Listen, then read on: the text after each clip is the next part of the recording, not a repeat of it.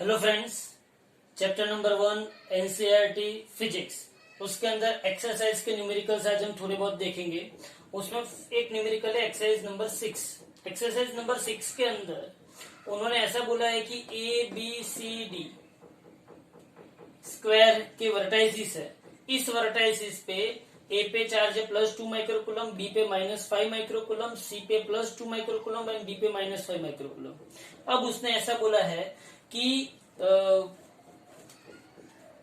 10 centimetre की side है। यहाँ पे साइड कितनी सेंटीमीटर की है? 10 सेंटीमीटर की साइड है, बराबर। उसने ऐसा बोला है कि स्क्वायर के सेंटर पे 1 माइक्रोकूलम चार्ज प्लेस किया गया है। स्क्वायर के सेंटर पे सपोज कि मैं इसको Q0 बोलता हूँ, तो 1 माइक्रोकूलम चार्ज है वो यहाँ पे रखा हुआ है। तो उसने ऐसा बोला है कि what is the force on charge 1 microcoulomb at centre. In short, आपको ये जो चारों चार वर्टाइसिस है, इस चारों चार वर्टाइसिस पे जो चारों चार चार्जेस है, उसकी वजह से रिजल्टेंट फोर्स आपको इस पॉइंट पे फाइंड आउट करना है। क्या करेंगे? तो हमको यहाँ पे सिंपली दिखाई दे रहा है कि यहाँ पे -5 माइक्रोकूलम है और यहाँ पे भी -5 माइक्रोकूलम, यहाँ पे +2 माइक्रोकूलम एंड यहाँ पे +2 माइक्रोकूलम। इलेक्ट्रिक फील्ड अगर देखो तो प्लस में से बाहर निकलती है। फोर्स भी, ये जो +2 माइक्रोकूलम फोर्स है वो कहां से कहां होगा? ए से ओ की ओर होगा। इसको हम अगर ओ बोल दे तो कहां से कहां होगा? ए से ओ। सिमिलरली ये 2 माइक्रोकूलम भी इसको फोर्स अप्लाई करेंगे तो इसका फोर्स, ये ए के ऊपर जो चार्ज है उसकी वजह से ओ पे फोर्स ऐसे लगेगा, बराबर है। सिमिलरली सी की वजह से यहाँ पे ऊपर फोर्स ऐसा लगेगा। तो मैं ऐसा बोल सकता हूं, force on charge Q0 due to QA and QC। तो force on charge Q0 due to Q and A and QC, तो F on O by A plus is equal to F on O by C। F on O by C is equal to K, यहाँ पे 2 microcoulomb into Q0 मतलब 1 microcoulomb divided by R square. R square कुछ भी हो सकता है। मैं यहाँ पे आपको ऐसा समझाना चाहता हूँ कि FOA मतलब मैं यहाँ पे ऐसा बोलूं कि FOA इज इक्वल टू क्या होगा? FOC किसके अंदर? मैग्नीट्यूड के अंदर। लेकिन अगर मैं वेक्टर में देखने जाऊं तो FOA इज इक्वल टू क्या होगा? -FOC, मतलब कि दोनों एक दूसरे के कौन सी डायरेक्शन में है? ऑपोजिट डायरेक्शन में। सिमिलरली ये जो -5 माइक्रोकूलम है ये ऐसे फोर्स अप्लाई करेगा इस चार्ज पे, ये -5 माइक्रोकूलम ऐसे फोर्स अप्लाई करेगा। तो similarly force on Q0 by D and मतलब QD एंड QB, तो यहां पे क्या आएगा? F on O by B is equal to F on O by D। ये किसके अंदर? मैग्नीट्यूड के अंदर। लेकिन अगर वेक्टर में देखने जाओ तो FOB is equal to -FOD। ये दोनों भी एक दूसरे के क्या हो गए? ऑपोजिट डायरेक्शन में हो गए। तो resultant force FO is equal to FOA plus FOB plus FOC plus FOD। अगर आप देखने जाओ तो FOA is equal to -FOC, तो FOA की जगह पे -FOC plus FOB is equal to -FOD, मतलब कि यहाँ पे क्या आया? -FOD plus FOC plus FOD, तो यहाँ पे रिजल्टेंट फोर्स क्या आया? 0। इन शॉर्ट, आप यहाँ पे देख सकते हो कि चारों चार चार्जेस की वजह से 1 माइक्रोकूलम पे रिजल्टेंट फोर्स क्या होगा? 0। नाउ नेक्स्ट सम एक्सरसाइज का 8 नंबर का। यहाँ पे आपको दिया गया है एक चार्ज +3 माइक्रोकूलम का, दूसरा चार्ज -3 माइक्रोकूलम का, दोनों के बीच का डिस्टेंस है 20 सेंटीमीटर। इसको मैंने मीटर में कन्वर्ट किया 0.2 मीटर। ओके, तो ये मेरे पास प्लस है, ये माइनस चार्ज है, दोनों के बीच का डिस्टेंस 0.2 मीटर है। अब दोनों के मिड पॉइंट, दोनों को जो लाइन ज्वाइन करती है उसके मिड पॉइंट पे एक पॉइंट सी कंसीडर कर दिया, बराबर है। मतलब कि ए से इस सी पॉइंट का डिस्टेंस कितना हुआ 0.1 मीटर और बी से इस सी पॉइंट का डिस्टेंस कितना हुआ 0.1 मीटर। बराबर। उसने पहला क्वेश्चन ऐसा पूछा है कि what is the electric field at the mid point of the line A be joining the two charges. मतलब ये मिड पॉइंट पे इलेक्ट्रिक फील्ड क्या होगी। अब सीधी सी बात है, प्लस में से इलेक्ट्रिक फील्ड बाहर निकलती है, मतलब कि प्लस में से इलेक्ट्रिक फील्ड कहां की ओर होगी, पॉजिटिव एक्स एक्सिस की ओर। सीधी सी बात है। और माइनस में इलेक्ट्रिक फील्ड अंदर घुसती है, मतलब यहां पे भी इलेक्ट्रिक फील्ड क्या पे होगी, पॉजिटिव एक्स एक्सिस की ओर। बराबर है। तो here electric field due to plus charge, positive charge, या तो मैं ऐसा बोल सकता हूं positive charge QA is towards A to C, या तो मैं ऐसा बोल सकता is in the direction of A to C। Okay, तो यहां पे E electric field due to A is equal to KQA divided by इन दोनों के बीच का डिस्टेंस कितना है RCA स्क्वायर, और ये कौन सी एक्सिस पे है, आई के। बराबर है, कौन सी एक्सिस पे है ये, आई के। अब ध्यान से समझना। सिमिलरली ये इक्वेशन नंबर 1 आ गया। Similarly electric field due to QB is also along C to B। तो इसका मतलब क्या हुआ, EB is equal to KQB divided by RCB का स्क्वायर इंटू आई के। चलो, ये दोनों जो इक्वेशन है, मतलब दोनों सेम डायरेक्शन में है, तो दोनों का क्या होगा, समेशन होगा। चलो समेशन होगा तो यहां पे क्या होगा, resultant electric field at point C EC is equal to EA plus EB। तो यहां पे 2 टाइम्स KQ, देखो यहां पे दोनों चार्जेस जो है उसके मैग्नीट्यूड सेम है 3 माइक्रोकूलम, तो KQ बाई क्या होगा R स्क्वायर। बराबर है, R स्क्वायर या तो RCA स्क्वायर RCB स्क्वायर कुछ भी कर सकते हो। तो यहाँ पे डायरेक्शन क्या बताओगे, आई कैप, क्योंकि इलेक्ट्रिक फील्ड कहां पे जा रहा है, पॉजिटिव एक्स में। चलो 2 की वैल्यू पता है, 2 की वैल्यू क्या होती है 2, K की वैल्यू क्या होती है 9 इंटू 10⁹, Q की वैल्यू क्या होती है 3 इंटू 10⁻⁶, और RCA कितना है 0.1 का स्क्वायर। सब वैल्यूज रख दो, आपको C पॉइंट पे क्या मिल जाएगा, इलेक्ट्रिक फील्ड। एंड उसने दूसरा क्वेश्चन पूछा है फोर्स पूछा है, लेकिन उसने चार्ज कितना दिया हुआ है, चार्ज दिया है 1.5 इंटू 10⁻⁻, चार्ज दिया है 1.5 इंटू 10⁻⁹ कूलम। चलो मेरे पास इलेक्ट्रिक फील्ड है और चार्ज है, सो फोर्स मुझे क्या मिलेगा, force F is equal to Q into E। मतलब मेरे पास Q है मेरे पास 1.5 इंटू 10⁻⁹, और E यहां से मुझे मिल गया, तो force is equal to Q into E। तो मुझे इस चार्ज पे इस इलेक्ट्रिक फील्ड के अंदर लगता हुआ क्या मिलेगा, फोर्स। बराबर है। Now next sum, exercise number 9। Exercise number 9 के अंदर आप लोगों को 2 चार्ज दिए हुए QA QB 2.5 into 10⁻⁷ coulomb minus 2.5 into 10⁻⁷ coulomb. It means dipole की कंस्ट्रक्शन बन गया। बराबर, ये डायपोल है। अब यहाँ पे दिया क्या है, ध्यान से समझो। उसने QA जो है वो कार्टेशियन कोऑर्डिनेट सिस्टम के अंदर रखा हुआ है, मतलब X coordinate, Y coordinate, Z coordinate. तो समझो ये जो QA है, मतलब जो A चार्ज है, जो पॉजिटिव चार्ज है, वो जेड एक्सिस पे है, एक्स पे नहीं है, वाई पे नहीं है, लेकिन जेड, कौन सी जेड पे है, नेगेटिव जेड पे है। तो ये नेगेटिव जेड पे जो है, मतलब कि 0 0 माइनस 0.15 पे, ये कहां पे है, 0 0 माइनस 0.15 पे कौन है, QA, नेगेटिव जेड एक्सिस पे। बराबर है। और जो नेगेटिव चार्ज है, बी चार्ज जो है, वो पॉजिटिव जेड एक्सिस पे है, मतलब ये कहां पे, ऐसे ऊपर है।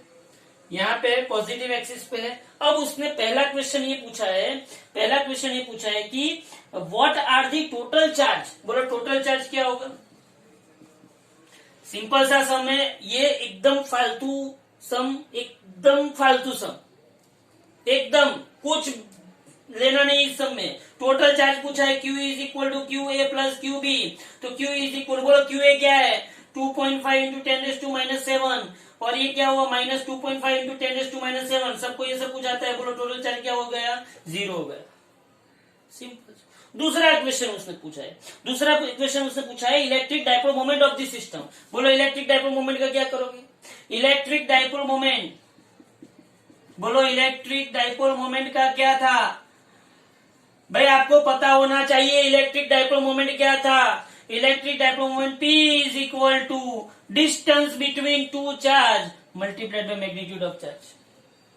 P is equal to distance between two charge multiplied by magnitude of charge. P is equal to electric dipole moment is equal to distance between two charge. याद रखना distance between two charge multiplied by magnitude of charge. बोलो यहाँ पे distance between two charge क्या आएगा। अब सोचिए यहाँ पे ये बी चार्ज जो है, कौन सा चार्ज बी जो है वो कहां पे है 0.15 मतलब यहाँ पे। इसमें से इसको माइनस करूंगा, तो क्या होगा, मतलब कि यहाँ पे आएगा R A minus R B into Q. R A minus R B क्या होगा, R A minus R B होगा, बराबर है। तो यहाँ पे क्या होगा बोलो, ये 0.15 प्लस माइनस प्लस हो जाएंगे, तो 0.15 कितने हो जाएंगे 0.30। अगर मैं इसको मैग्नीट्यूड में लिख दूं तो ये क्या हो जाएगा 0.30 हो जाएगा। ये 0.30 इंटू चार्ज कितना है 2.5 इंटू 10⁻⁷। तो आपको मैग्नीट्यूड में डाइपोल मोमेंट मिल जाएगी 0.30 इंटू 2.5, जो आता है वो आपको लिख देना है कूलम इंटू मीटर। ओके, तो ये डाइपोल के लिए डाइपोल मोमेंट आ गई। Now next question exercise 15। उसके अंदर आप लोगों को इलेक्ट्रिक फील्ड दिया हुआ है vector E is equal to 3 into 10⁸ I cap. 10⁸ I cap क्या बताता है, इलेक्ट्रिक फील्ड कौन सी डायरेक्शन में है, पॉजिटिव एक्स एक्सिस में, बराबर है। ये उसका यूनिट न्यूटन पर कूलम है। तो उसने ऐसा बोला कि एक प्लेन है, एक प्लेन सरफेस है, इस प्लेन सरफेस, ये जो प्लेन सरफेस है उसको कहां पे रखा हुआ है, उसको उसने रखा हुआ है YZ प्लेन के पैरेलल। YZ प्लेन के पैरेलल आप सबको पता है ये कि अगर मैं आपको सिंपली ये बताऊं क्या करोगे आप, ये सपोज कि एक्स एक्सिस है, ये वाई एक्सिस है, तो ये कौन सी एक्सिस है जेड, एक्स वाई जेड। ये YZ प्लेन है, कौन सा प्लेन है YZ प्लेन। सिंपल से आप समझ लो को ये एक्स एक्सिस है, ये वाई है और ये जेड है, समझो आप, ये एक्स ये वाई और ये क्या है जेड। तो ये प्लेन ऐसा है, यहाँ पे ये प्लेन है, तो उसका एरिया वेक्टर ऐसा होगा, एरिया वेक्टर यहाँ पे। तो बोलो ये इस प्लेन का एरिया वेक्टर कहाँ पे होगा, तो इस प्लेन का एरिया वेक्टर कहाँ पे होगा, पॉजिटिव एक्स डायरेक्शन में होगा। इस प्लेन का area vector positive x direction में है और इलेक्ट्रिक फील्ड भी पॉजिटिव एक्स डायरेक्शन में है। तो आपको उसने क्या पूछा है, फ्लक्स पूछा है। क्या पूछा है आपको उसने, फ्लक्स। तो यहाँ पे ये जो प्लेन सरफेस है उसका उसने जो लेंथ है वो 10 सेंटीमीटर दिया हुआ है। क्या दिया हुआ है 10 centimetre. Area of plane surface A is equal to 10 into 10 centimetre square. तो A is equal to 10⁻² into 10⁻⁻4 metre square. तो A इज इक्वल टू कितना होगा 10⁻² मीटर स्क्वायर। तो ये एरिया मिल गया, ये एरिया मुझे मिला। एरिया कौन सी एक्सिस पे मिला, एक्स एक्सिस पे। तो यहाँ पे मैं ऐसा लिख सकता हूँ area vector is equal to 10⁻² I cap metre square. तो एरिया वेक्टर भी आई कैप में, इलेक्ट्रिक फील्ड भी आई कैप में। तो flux passing through, electric flux passing through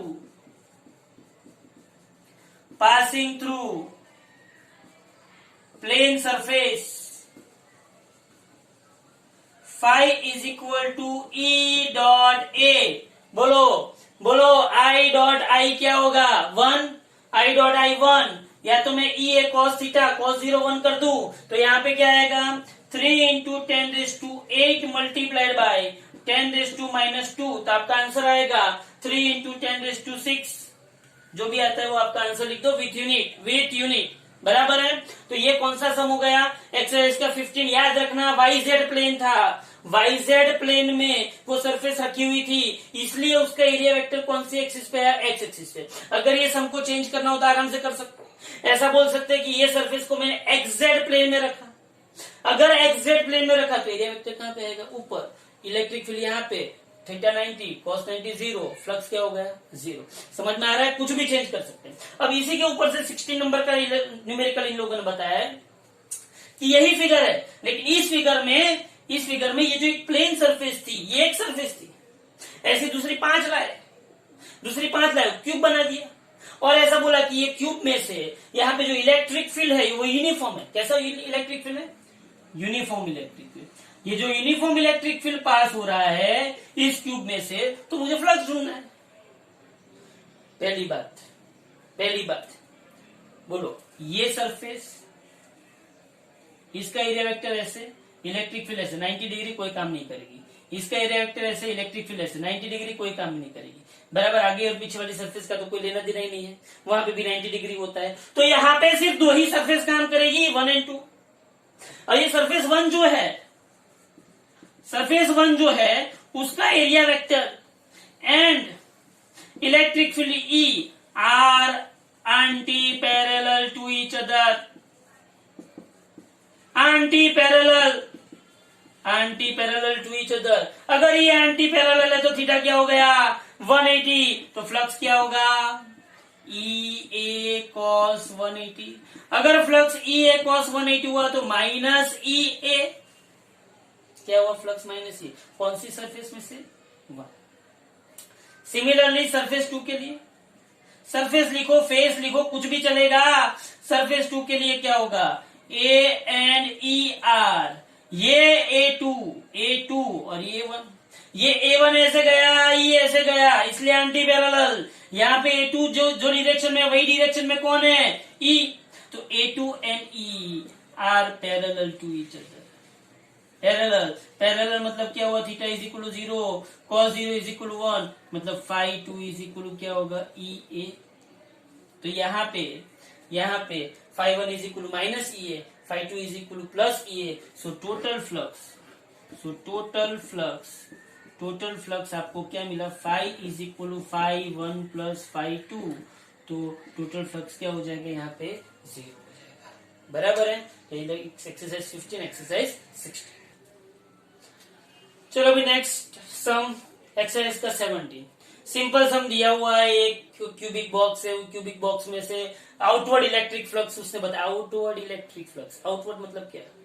outward कब होगा फ्लक्स? जब इलेक्ट्रिक फील्ड बाहर आएगी। इलेक्ट्रिक फील्ड बाहर कब आएगी? जब, इसलिए आपको पूछ सकते हैं कि ये जो बक्सा है, ये बक्से में से आउटवर्ड फ्लक्स निकला, तो आउटवर्ड फ्लक्स निकला उसका मतलब क्या हुआ? इसके ऊपर पॉजिटिव चार्ज होगा कि नेगेटिव? तो आउटवर्ड वर्ड आया तो पॉजिटिव, इनवर्ड आया तो नेगेटिव। बराबर है। तो यहाँ पे आउटवर्ड फ्लक्स आपको दिया हुआ है 8 into 10⁻³ newton into metre square पर कूलम। ये आपको आउटवर्ड फ्लक्स दिया, आपको नेट चार्ज पूछा है, तो आपको पता है अकॉर्डिंग टू गॉस लॉ आपको पता है phi is equal to Q by epsilon naught. तो Q is equal to phi epsilon naught. तो Q is equal to 8 into 10⁻³ into 8.85 into 10⁻⁻12। तो Q इज इक्वल टू जो आता है वो आपको क्या मिल गया? चार्ज। अब देखो यहाँ पे, अब उसने सेकंड क्वेश्चन जो पूछा है कि इफ फ्लक्स 0 है, फ्लक्स 0 का मतलब क्या हुआ? फ्लक्स अगर 0 है तो what can you say about the charge? समझो, अगर फ्लक्स 0 है तो सीधी सी बात है, चार्ज भी क्या होगा? 0। अगर फ्लक्स 0 है तो चार्ज भी क्या होगा? 0। चार्ज 0 होने का मतलब क्या ये है कि क्यूब के अंदर कोई भी चार्ज नहीं है? हो भी सकता है।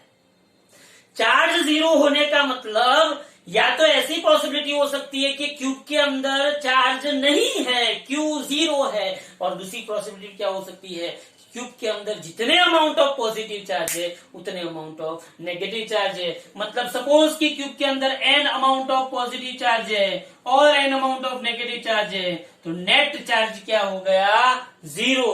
तब जाके फ्लक्स क्या होता है, जीरो। ओके, तो ये सिंपल सा सम था, फाइव दिया था, क्यू मिला, और अगर फाइव जीरो है तो क्यू भी क्या होगा, जीरो। लेकिन ये नेट चार्ज जीरो होगा, समझना, जितना पॉजिटिव उतना क्या होगा, नेगेटिव। ओके, एक वीडियो इसके बाद का मैं ऐसा बनाने वाला हूं जिस वीडियो के अंदर chapter number 1 and chapter number 2 के इंपॉर्टेंट इक्वेशंस जो कॉम्पिटिटिव एग्जाम में भी यूजफुल हो सकते हैं, वो सब इक्वेशंस में एक लेक्चर के अंदर समझाने वाला हूं। तो प्लीज उस वीडियो को अच्छी तरह से देख लीजिएगा, क्योंकि ये चैप्टर के बाद आपका दूसरा चैप्टर स्टार्ट हो रहा है। ओके।